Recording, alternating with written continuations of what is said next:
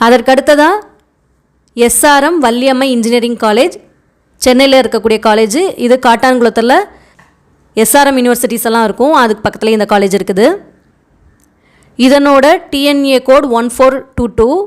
இதுவும் ஒரு autonomous college தான். அதற்கடுத்ததாக கவர்மெண்ட் இன்ஜினியரிங் காலேஜ் ஈரோடு.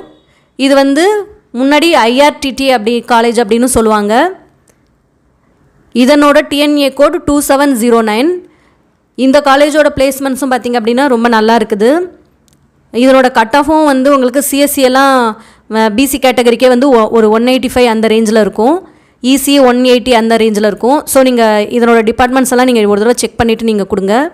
நீங்கள் கொடுத்து வைங்க. எப்படினாலும் உங்களுக்கு அந்த டைமில் உங்களுக்கு மாணவர்கள் வேறு காலேஜஸ் உங்களுக்கு ப்ரிஃபர் பண்ணுறாங்க அப்படின்னா இந்த காலேஜஸில் கிடைக்கிறதுக்கு வாய்ப்பு இருக்குது. அதற்கு அடுத்ததாக இருக்கக்கூடிய college Karpagam college of engineering.